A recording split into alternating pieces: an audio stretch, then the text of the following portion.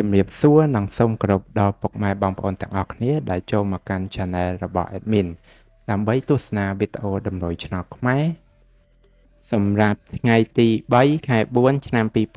2025សម្រាប់វេលាម៉ោង1ម៉ោង3និងម៉ោង6ដូច្នេះកុំបង្អង់យូរសូមពុកម៉ែបងប្អូនកលេចមកមើលតម្រុយ2លេខ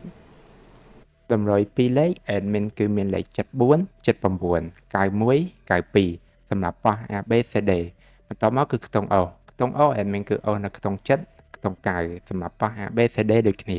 បន្តមកគឺលេខពិសេសAdmin គឺមានលេខ388គុណ902គុណនិង362គុណដែលលេខទាំងអស់នេះសុទ្ធសឹងតែជាលេខដែលមានសង្ឃឹមថានឹងចេញខ្ពស់សម្រាប់ថ្ងៃនេះអរគុណពុកម៉ែបងប្អូនទាំងអស់គ្នាដែលបានទស្សនាវីដេអូនេះពីដើមរហូតដល់ចប់ក៏ជូនពរពុកម៉ែបងប្អូនទាំងអស់គ្នាធ្វើការសងសំណាននៅថ្ងៃថ្មីទទួលបាននូវការហេងឆ្នះចំទាំងអស់គ្នាជាចុងក្រោយ Admin សូមពុកម៉ែបងប្អូនជួយ Like Subscribe និង Share ដើម្បីជាកម្លាំងចិត្តដល់ Admin ផងនិងដើម្បីពុកម៉ែបងប្អូនទាំងអស់គ្នាទទួលបាននូវវីដេអូថ្មីបានឆាប់រហ័សផងដែរ